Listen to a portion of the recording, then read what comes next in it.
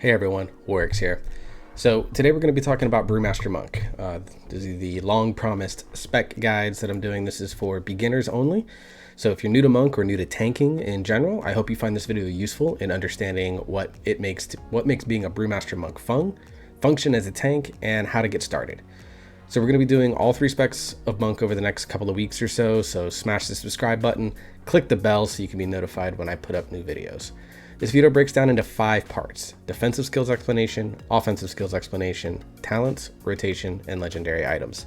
We will not cover covenants or soulbinds as they are changing constantly and have been balanced to basically being a pick what you want, at least at the time of the recording. So we're going to start with defensive skills. So in defensive skills, what we're going to do is look at the different things inside the Brewmaster kit. And the first thing that we're going to look at is the thing that the Brewmaster kit is entirely built around, and that is stagger. So stagger is you shrug off attacks, delaying a portion of physical damage based on your agility, instead taking it over 10 seconds, and affects magical attacks at 35% effectiveness. This is what Brewmaster is entirely built around. So like I said, you don't take the full brunt of the damage. So for example, if you take 100 damage, you may take 70 of it up front, 30 of it over time. This is the main reason that you see most high-end raids carrying at least one Brewmaster Monk nearly all the time, though not as much as so far that we've seen in Nathria. This makes your damage intake very smooth and very predictable for your healers. This is something that you should be tracking, so find something that helps you. I use this weak aura right here. You can see the 33%, 0% right here. This basically tells me what my stagger is at. So you need something that does it. There's a few weak auras out there if you want to do weak auras. And I'm sure most unit frame add-ons have something built in to help you track stagger as well. The next one is Shuffle. So this is the old Iron Skin Brew ability from Battle for Azeroth. This gives you a big boost to your stagger and is applied passively by just doing your rotation. If you keep Kick Smash and Blackout Kick on use constantly and use them constantly on cooldown, this is generally always going to be up. You don't need to track this per se unless you really want to. This bar right below my abilities, that is tracking my shuffle. So this bar right here is what actually tracks my shuffle. So it just allows you to get 100% effectiveness on your stagger, effectively widening the bucket of damage that you stagger. All right, next we're going to talk about the Mastery Elusive Brawler. So Elusive Brawler is entirely passive and not something you should be tracking at all. When you're hit with melee attacks or hit with Blackout Kick, you gain an 18.3% increased dodge chance until you dodge successfully again. It does stack, so if you get a lot of Elusive Brawler stacks in a row, you can get 2 or 3, and eventually you get to 100% dodge, and it resets. This also increases attack power by 18%, so it's a good little offensive boost as well. But this is just another great damage boost, or great damage reduction tool that smooths out your damage intake. Getting dodge is good. You just avoid the damage completely so you don't have to worry about anything. Now let's look into the primary active abilities. The first one is Purifying Brew. Purifying Brew clears 50% of your stagger. So this is your kind of like main mechanic in terms of what you're going to be using to mitigate damage. And as you can see, it also increases the absorption shield of your Celestial Brew by 200% on your current level of stagger. So you want to use Celestial Brew either at high stagger or use it after you stagger or purify a bunch of damage and then get a big absorb shield to go with it. I have 2 charges on mine. It does have I think it's a 15-second cooldown. So you're going to want to be using that fairly often. You always want to keep maybe 1 charge in the bank just in case, but you always want to have 1 charge on cooldown as much as possible. Next up is Celestial Brew. So this replaces Iron Skin Brew. So Celestial Brew basically coalesces purified chi escaping your body into a Celestial Guard. For me, it absorbs about 9,000 damage at base.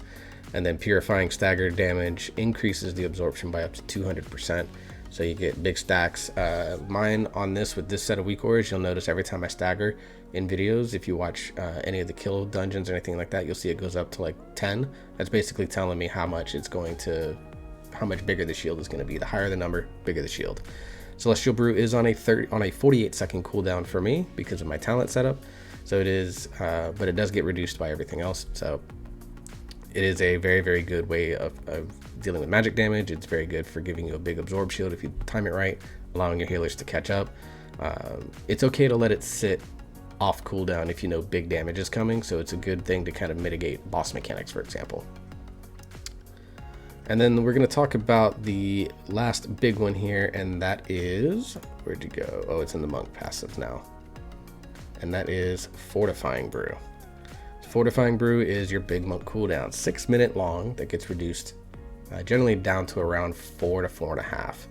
So it turns your skin to stone for 15 seconds, increasing your current and maximum health by 20%, increasing the effectiveness by stagger by 20%, and is a 20% damage reduction. Very, very powerful cooldown. It's very good to use this. You can use this on pull to allow the start of the fight to be as at least healer intensive as possible, allowing your healers to even maximize their damage output in a heroism window. You can use this when you get in trouble, just to allow yourself to become a little bit harder to kill, allows your stagger to be more effective. You are able to reduce the damage on it as well.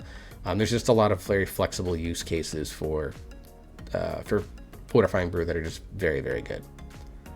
So that's the main thing in the defensive skills. There's some other ones that obviously provoke is your taunt. Leg sweep is a stun that you can use.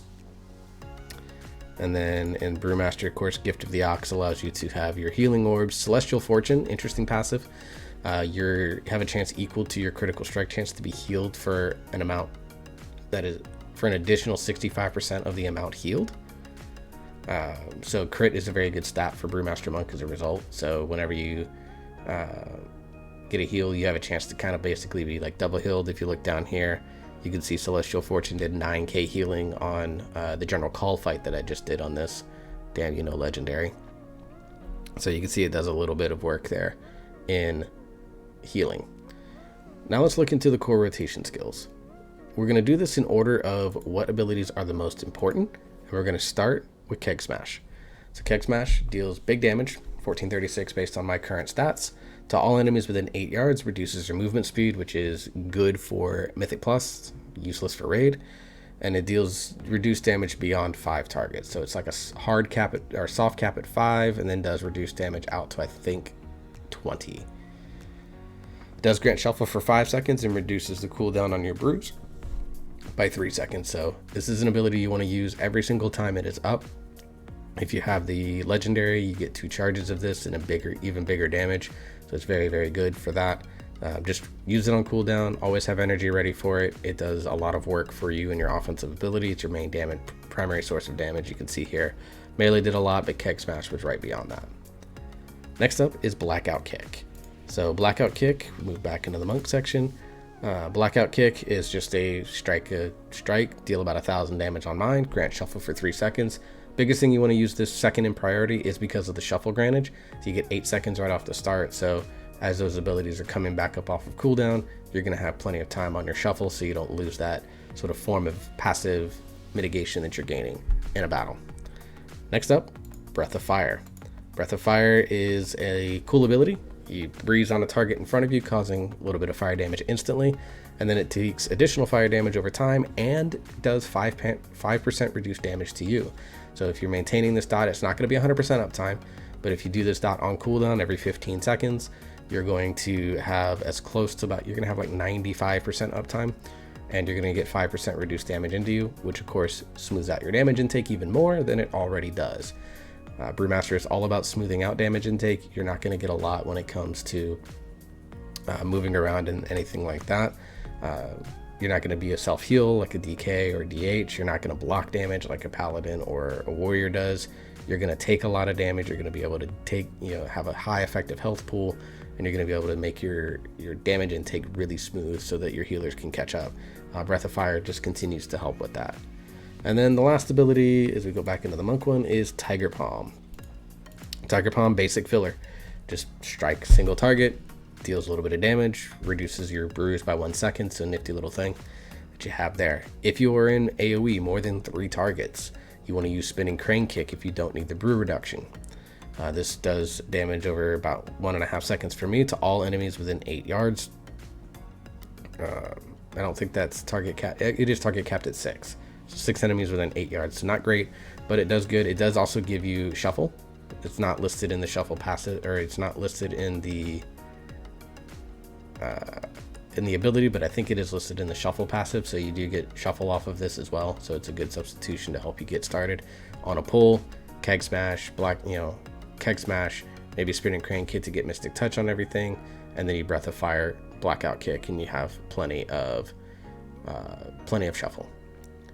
So that's the basic offensive ability. So your core rotation is going to be Keg Smash on cooldown, Blackout Kick on cooldown, Breath of Fire on cooldown, and then Tiger Palm or Spinning Crane Kick in order to fill the gaps in between those two.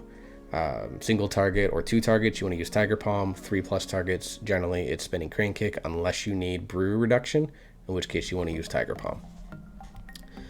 There are 2 cooldowns: Touch of Death, kill a target if it's weaker than you. On boss mobs, you do a chunk of your health, deals damage equal to 35% of maximum health against players. You can only use it under 50%. It also reduces stagger by 200% of the damage dealt, so it basically clears your stagger bar as well. So it can be used defensively. If you're under 15%, you're low on your brews, you can Touch of Death thing, clear your stagger bar, allow your healers to catch up. The other offensive cooldown is Invoke Nijao, the Black Ox, or as the monk community calls him, Angry Dave. I don't know why, they just do. So basically this is your celestial that you summon. So basically he actually will do auto attacks to get your primary target and then stomps the damage, doing 246 plus stagger damage that has been recently purified. So you purify damage while he's out. His stomp is even harder, so he's a good offensive cooldown. And then you also transfer stagger damage to Nizao, who has actually a pretty decent sized health pool. So it's really, really good for offensive use mainly, but it does have small defensive benefits. All right, so let's look into the talent tree. So the talent tree for Brewmaster Monk is very straightforward. So on the 15 row, you want to do Eye of the Tiger. This just grants a dot that deals extra damage to your target and heals you for a little bit of that damage as well. It can only be applied to 1 target at a time, so it's very good, very, very good for single target. It's probably the best talent for AoE as well, though there are some people that try Chi Wave. Chi Wave is really good, but you have to use it on cooldown every time, like immediately as soon as it's on cooldown. It becomes the #1 priority in order to have the same sort of offensive and defensive capabilities with the small heal that Eye of the Tiger does. So Eye of the Tiger's ease of use, Chi Wave for very advanced gameplay. Chi Burst, not good for Brewmaster. It has a cast time and you don't have any defensive dodge, parry, anything like that while you're casting, so not good. 25 row, take whatever you want. I use Tiger's Lust because I like giving it to my friends, letting them move. I have a priest that I run with very commonly in my Mythic Plus group, so being able to give him a Tiger's Lust while I'm rolling forward allows all of us to move a little bit faster. Chi Torpedo is good if you want to be selfish and do your own movement. Celerity gives you an extra roll charge. Great, whatever. I don't think it's useful, but if you want it because you like roll, go for it. 30 row, Light Brewing reduces the cooldown of Purifying Brew and Celestial Brew by 20 seconds. That's why you see the amount of time reduction on mine. It's not 60 seconds and 16 seconds, I think is what it is. Spitfire Tiger Palm has a chance to reset the cooldown on Breath of Fire. This actually is not as good as you think it is. Black Ox Brew does have some potential niche uses, but it basically restores all your energy, your charges. It basically gives you a full kit back. This is really good if you've dumped everything and then you need something in an emergency because you've mismanaged it and you want an extra ability. You can do that. I just prefer Light Brewing because it's passive, it's very useful. It gives you a lot of brew reduction cooldown, gives you a lot of brews over the course of a fight. 35 row, I use Ring of Peace. Summon Black Ox statue has some niche uses potentially, but I don't see it having a very real effective use outside of maybe a raid fight or two. Ring of Peace is just kind of universally good. It's good on Sun King Salvation in Castle Nathria, and it's good in a lot of different Mythic Plus situations. And it'll be good on weeks like Necrotic, where you're trying to reset stacks. You can just stand inside your Ring of Peace while everything gets thrown back constantly, and you can reset your Necrotic stack. So I just go Ring of Peace. In reality, you could probably choose any of these, but Ring of Peace is by far the most flexible talent. 40 row, Bob and Weave, getting 3 seconds duration longer on your stagger, so instead of 10 seconds, it's 13 seconds for me. Very useful, more damage staggered out. Healing Elixir is a trap, believe it or not. It looks good, a 15% maximum health on a 30-second cooldown. Great, but it's not, the heal in itself is not exactly as good as you would hope that it is going to be. Dampen Harm does have some niche use in advanced scenarios, but for this beginner's guide, I'm going to strongly recommend Bob and Weave. You just take that all the time. 45 row, Rushing Jade Wind is the talent of choice. You basically use this every 5 to 6 seconds. It does good AoE damage to 6 enemies in 8 yards, so it's a good AoE tool along with Keg Smash and Spinning Crane Kick to grab AoE threat. Exploding Keg, potential uses, but I haven't found a really good one that Rushing Jade Wind just doesn't do better. And Special Delivery has target requirements. You have to make sure that the target doesn't move out of the keg, otherwise it's wasted. So ease of use, Rushing Jade Wind, put it on a button that you know you can hit often, and you'll be hitting it about every 5 to 6 seconds. And then on the 50 row, there's only one talent here as well, and that's High Tolerance, 5% more effective at delaying damage, and also 15% haste based on your current level of stagger. So you can sit higher stagger, get a little bit more haste, potentially uses. Celestial Flames, I think, is more like a rated battleground type talent, where you just get, basically extra damage on Spinning Crane Kick and an extra damage reduction on Breath of Fire. Potential uses in a true pure offensive build, but I haven't found a need for it. I like playing a more defensive style build, sacrificing a little bit of that DPS. I see rated battleground players using this a lot because getting that extra getting a 10% damage reduction against players is going to be very valuable. Blackout combo does a little bit of interesting stuff. It empowers the next ability, different ones for doing it. In advanced play, it could potentially be very good, but it's got to be played like absolutely perfectly, and I don't like the talent on a level, and High Tolerance just does so much work. So go there. So again, touching on the rotation, we just want to touch on both of these. So if you do a true priority of all your abilities, and the assumption that you're talenting Rushing Jade Wind, you want to have Touch of Death whenever available, Invoke Nijao on cooldown. You want to use your Covenant ability. I have Bone Dust Brew, I'm Necrolord, but if you do Weapons of Order, Phalanx Stomp, or the Venthyr Mirrors, use those on cooldown. Keg Smash on cooldown, Blackout Kick on cooldown, Breath of Fire on cooldown, Rushing Jade Wind to maintain near to 100% as possible, and then Tiger Palm and Spinning Crane Kick as energy fillers to fill the gaps. Your brew shouldn't be sitting on cooldown for too long. It is okay to use a small shield Celestial Brew if it helps smooth out your damage intake. If you don't have a big ability, or it's like a trash pack where you're just taking a lot of hits, it's okay to use a smaller Celestial Brew. Say you only have, say it's only buffed by like 70 or like 80% or 100%, that's fine. It's a good way to use that to help smooth out your mitigation. And between the ticking cooldown and your brew reduction cooldown, it's just going to be very useful. It's not going to be a full 48 seconds in my case, 60 seconds in normal cases. It's not going to be anywhere near that long, and you'll have it back when you need it again. All right, and finally, we're going to talk about legendaries. So for Brewmaster Monk, the legendary choice is really easy. There's only one that has any true value in both Raid and Mythic Plus. If you only want to craft one legendary, you go get Memory of Storm Stout, which grants Storm Stout's last keg. It drops off a General Call in Sanguine Depths on any mode. Good luck getting it, apparently, because I don't know if it exists. I've run that dungeon 20 times now and still have not yet received it, which is my bad luck. I've got the other ones out of there, but not that one just yet. So what does Memory of Storm Stout do? It increases the damage on Keg Smash by 30% and grants an additional charge.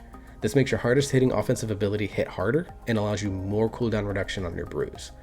If you go Necrolord, Bone Dust Brew actually benefits from this reduced cooldown mechanic, so this is a very powerful legend as a Necrolord as well.